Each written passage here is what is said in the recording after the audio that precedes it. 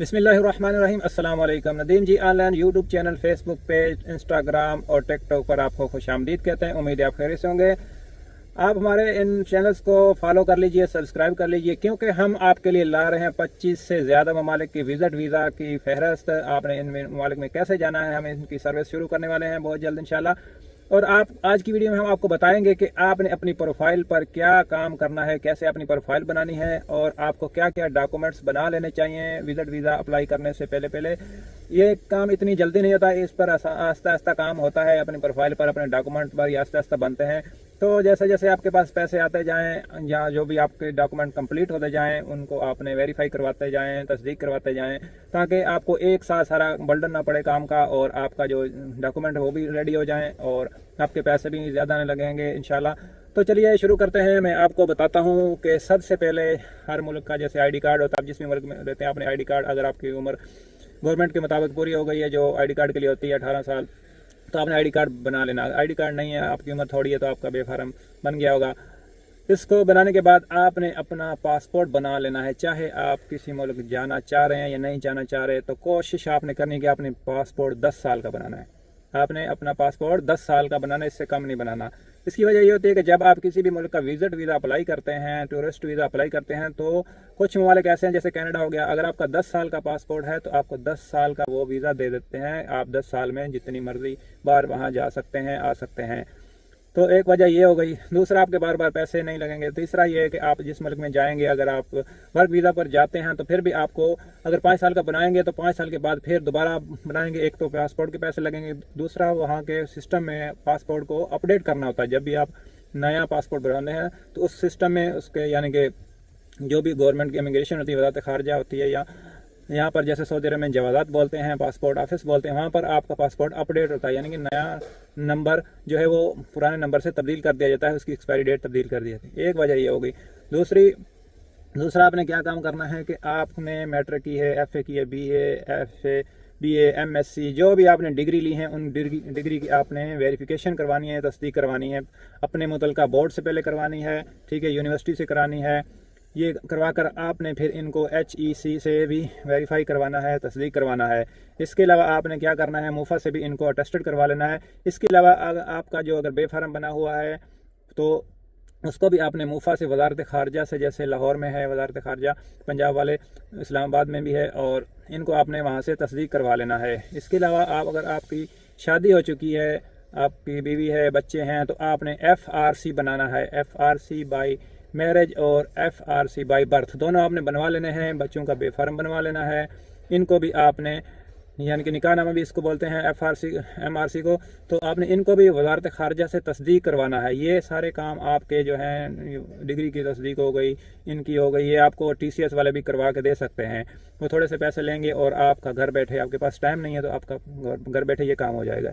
ये काम आपने करवा लेना है लाजमी, वक्तन फ़क्तन, जैसे आपकी कोई डिग्री आती जाए आपने इनको करवा लेना है लाजमी, ताकि आपके एकदम पैसे भी नहीं लगेंगे, आपको महसूस भी नहीं होगा। आपकी डिग्री वगैरह ये सारे कागजात तस्दीक भी हो जाएंगे, वेरीफाई भी हो जाएंगे। इसके अलावा आपने क्या करना है, अपना NTN बनवा लेना है। अगर आप इंडिविजुअल हैं, कोई भी बिज़नेस नहीं करते, फिर भी आपने अपना NTN बनवा लेना है। थोड़े से पैसे लगेंगे और आपका जो निल जो है टैक्स रिटर्न वो फाइल हो जाए करेंगी। आपने सिर्फ जिससे बनवाना है उसको हर साल थोड़े थोड़े पैसे, 1500, 1000, जितने भी आपका इत्तेफाक होगा वो आपको देने पड़ेंगे। ये आपने, अगर आप बिज़नेस करते हैं तो बिज़नेस का भी NTN बना लेना है और टैक्स रिटर्न जो है वो आपने हर साल जमा करवानी है, जैसे भी आपका वकील आपको मशवरा दे।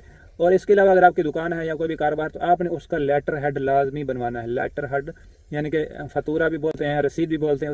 उस पर आपके बिज़नेस का नाम होगा, दुकान का नाम होगा, नीचे आपका फ़ोन नंबर होगा, सारा कुछ, जहाँ पर आप कोई भी रसीद काट के देते हैं, जैसे कोई चीज़ सेल करते हैं, ये भी आपने बना लेना है। और इसके अलावा अगर आप किसी भी मुल्क अगर सफ़र करना चाह रहे हैं तो आपने छोटे छोटे मुल्क का विज़िट करना है, ताकि आपकी जो है हिस्ट्री, ट्रैवल हिस्ट्री, वो भी आपकी बनती जाए। तो अगर आप ये भी नहीं कर सकते, जैसे आदमी उम्रे पर आते हैं या सऊदी अरब में, तो आपने किसी भी मुल्क का ट्रांजिट वीज़ा ले लेना है, ठीक है, ताकि एक ही टिकट में आपका थोड़ा सा खर्चा आएगा। जैसे दुबई हो गया, दुबई का ट्रांजिट वीज़ा आपको 22-23 हज़ार में मिल जाता है। 3-4 दिन आप वहाँ रुक कर आप उम्रा कर सकते हैं, जाने के टाइम या वापसी पर आप ये ट्रांजिट वीज़ा ले सकते हैं। और ये मैं आपको बताता चलूँ कि जो भी अच्छा कंसल्टेंट होता है वो अपने पैसे नहीं बनाता, ठीक है, जैसे भी आप आएँ, जिसको बोलें ये मैंने फलां मुल्क जाना है, अगर कोई अच्छा कंसल्टेंट होगा तो ईमानदार भी होगा तो आपके वो पैसे नहीं लगाएगा। अगर आप उस मुल्क को में जाने के लिए एलिजिबल होंगे तो फिर भी आपकी जो है वो असेसमेंट करेगा, आपकी डॉक्यूमेंटेशन करेगा, आपकी फ़ाइल तरेगा, फिर आपको बोलेगा आप इस मुल्क में चांस ले सकते हैं। अगर आप फिर भी ज़िद करते हैं कि मैंने इस मुल्क में जाना है तो वो फिर भी आपकी फ़ाइल बना देगा। जो बड़े बड़े कंट्री हैं जैसे यूएसए हो गया, कनाडा हो गया, यूके, वहाँ पर ट्रैवल हिस्ट्री के बगैर वीज़ा नहीं मिलता। फ्रेश पासपोर्ट बहुत कम चांसेस होते हैं वीज़ा मिलने के। ये कंसल्टेंसी की सर्विस आप हमसे भी ले सकते हैं। स्क्रीन पर हमारा नंबर व्हाट्सअप शो हो रहा है, आप इस नंबर पर व्हाट्सअप कर सकते हैं और जिस कंट्री में आप जाना चाह रहे हैं उस कंट्री का नाम बताएं, हम आपको चेक लिस्ट मुहैया करेंगे। उसके मुताबिक आपने डॉक्यूमेंट तैयार करने होंगे, रेडी करने होंगे, यानी कि हमको देने होंगे। हम आपके लिए कर सकते हैं। हम एक एज ए डिजिटल मजदूर हैं। वीज़ा देना ना देना हमारी कोई गारंटी नहीं है। वीज़ा देना होता है वीज़ा ऑफिसर ने, वो आपकी प्रोफाइल पे मुतमिन होगा, आपके डॉक्यूमेंटेशन पे मुतमिन होगा तो इंशाल्लाह आपको वीज़ा ज़रूर ग्रांट करेगा। हम एक मज़दूर हैं, हमने जैसे एक फार्म फिल करके आपको दे देना है। बाकी वीज़ा देना ना देना वो गवर्नमेंट की जिस मुल्क में आप जा रहे हैं उन पे डिपेंड करता है वो आपको वीज़ा देते हैं या नहीं। अगर आपने यूके का वीज़ा अप्लाई किया है, आपका रिफ्यूज़ल आ गया है, तो फिर भी ये PAP file, pre action protocol file आप हमसे भी करवा सकते हैं, तो हम इंशाल्लाह आपको तैयार करके देंगे। अगर आप समझते हैं कि हमारा वीज़ा बगैर किसी वजह के रिफ्यूज़ किया गया है, आपकी प्रोफाइल स्ट्रांग है और आप इस काबिल अपने आप को समझते हैं कि हमको ज़रूर ये वीज़ा मिलना चाहिए, तो फिर आपने लाजमी पैप फाइल करवानी सी अच्छे कंसल्टेंट से। एक कंसल्टेंट आपके लिए क्या कर सकता है, हम आपके लिए क्या कर सकते हैं। आप जिस भी कंट्री में जाना चाहते हैं हमको आप व्हाट्सअप कीजिए, हम आपको उसकी चेक लिस्ट मुहैया करेंगे। हम आपका ट्रैवल प्लान तैयार करेंगे, आपकी डमी टिकट तैयार करेंगे, आपकी इंश्योरेंस करेंगे, आपका जो है होटल बुकिंग करेंगे और आपकी मुकम्मल फ़ाइल तैयार करके जैसे भी होगा ऑनलाइन अप्लाई करना होगा। जैसे ई वीज़ा होता है किसी मुल्क का, स्टिकर वीज़ा तो ऑनलाइन होगा, अप्लाई करना तो ऑनलाइन उसको अप्लाई करेंगे हम आपके लिए। अगर आपको ख़ुद एम्बेसी जाकर जो सारे डॉक्यूमेंट जमा करवाने होंगे तो आपको वहाँ पर ख़ुद जाना होगा।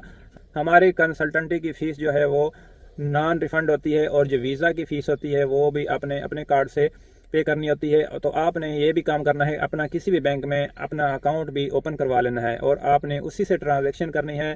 आपकी नौकरी है, जॉब है, तो आपने जो सैलरी उसी में मंगवानी है। हमारे गरीब मुल्कों में ये रिवाज नहीं है कि हम कार्ड से पेमेंट करें या, तो फिर भी आपने इसको रिवाज बनाना है। एप्लीकेशन से ट्रांसफ़र करें अपने, या कार्ड से कोई भी पेमेंट करें, कोई भी शॉपिंग करें, तो इससे भी आपकी जो है स्टेटमेंट बनती रहेगी। तो आपने अपनी स्टेटमेंट को भी मेंटेन रखना है।